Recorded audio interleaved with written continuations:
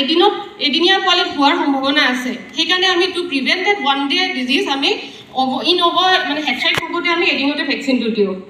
তাৰোপৰি types of vaccine আমি বহুত মানুহে নাজানো আৰু বহুতে জানো কিন্তু জানিও আমি ভুল কৰোঁ যে আমি কি ভেকচিন ব্যৱহাৰ কৰি আছোঁ কাৰণ এতিয়া আমি ফৰ এক্সাম্পল ৰাণীক্ষেত ডিজিজৰ কথা কৈছোঁ তাত হয়তো বহুতে জানে যে লাচোটা আছে B1 আছে লগতে R2B আছে কিন্তু কোনটো কি সেইটো জনাটো দৰকাৰ কি পদ্ধতিত ভেকচিন ব্যৱহাৰ কৰি আছোঁ ভেকচিন কৰাৰ সময় কুকুৰাজাকৰ স্বাস্থ্য কেনে হ'ব লাগে যিটো ইমিউন ছিষ্টেমৰ কথা হয় অলৰেডি যদি আপোনাৰ কুকুৰাজাক ডিজিজ হৈ আছে সেই সময়ত যদি আপুনি ভেকচিন কৰিছে তেতিয়া আমি সাধাৰণতে বদনাম দি দিওঁ যে ভেকচিনেশ্যন ফেইলিয়াৰ হ'ল বা ভেকচিনে কাম কৰা নাই কিন্তু আমি অলৰেডি বাৰ্ডৰ ষ্টেটাছটোৱে নাজানিলোঁ সেইকাৰণে গোটেই ভেকচিনেশ্যন চিডিউলখন কৰোঁতে এই কথাকেইটা গুৰুত্বপূৰ্ণ এইটো অলপ আগতে ক'লোৱে আপোনাৰ ভেকচিনেশ্যন চিডিউলখন এজ পাৰ সেই অঞ্চলত কি বেমাৰ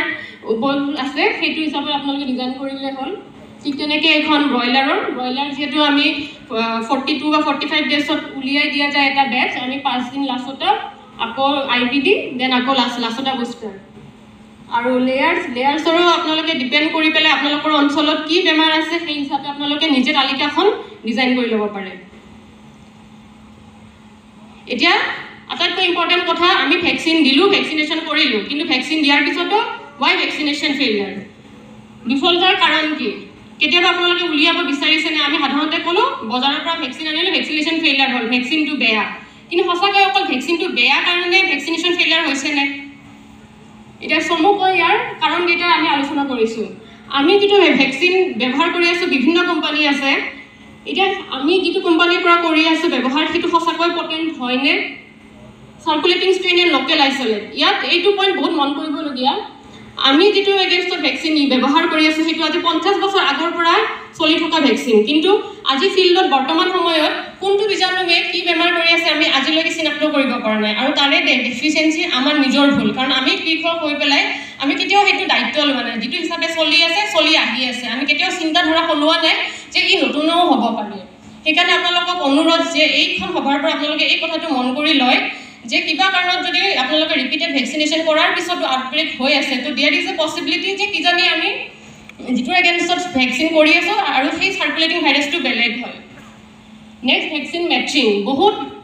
বেমাৰৰ বহুত বেলেগ ডাইভাৰ্ছ এণ্টিজেনিক ভেৰিয়েশ্যন আছে এতিয়া ৰাণীক্ষেত ডিজিজ শুনিবলৈ ৰাণীক্ষেত ডিজিজ কিন্তু আচলতে ৰাণীক্ষেত ডিজিজৰ 21টা প্ৰকাৰ আছে আৰু বৰ্তমান আমি যিটো ভেকচিন ব্যৱহাৰ কৰি আছোঁ সেইটো জেন'টাইপ 2 মানে 2 নম্বৰ প্ৰকাৰহে ব্যৱহাৰ কৰি আছোঁ কিন্তু যিকেইটা ভাইৰাছৰ প্ৰকাৰে এফেক্ট কৰি আছে বা আউটব্ৰেক কৰি আছে সেইকেইটা হ'ল 7 আৰু 13 এতিয়া আমাৰ প্ৰশ্ন হ'ল আমাৰ মাৰ্কেটত আমি জেন'টাইপ 7 আৰু 13 ব্যৱহাৰ নকৰি 2 কৰি আছোঁ তেতিয়াহ'লে ডেফিনেটলি সেই ডিজিজ আউটব্ৰেক কৰাৰ চান্স আছে তো এতিয়া আমাৰ টাৰ্গেট হ'ব লাগে যে আমি জেন'টাইপ বেচ ভেকচিন কৰোঁ আৰু এইটোক লৈ কিনে অলৰেডি বহুত কোম্পানী আগু বাঢ়িছে নেক্সট ভেকচিন ড'জ আমি ৰেকমেণ্ডেড ড'জটো দিছোঁ নে নাই ৰুট অফ এডমিনিষ্ট্ৰেশ্যন আৰু আটাইতকৈ ইম্পৰ্টেণ্ট কোল্ড চেইন মেইনটেনেঞ্চ সেইটোৰ কাৰণে আমাৰ বহুত ক্ষেত্ৰত পশুধন বা কুকুৰা দুইটাতে আপোনাৰ থাৰ্মোষ্টেবল ভেকচিনৰ অভাৱ আছে আৰু সেইটোৰ কাৰণে আমাৰ 50% অফ দ্য ভেকচিন ডিছকাৰ্ড কৰি দিয়া যায়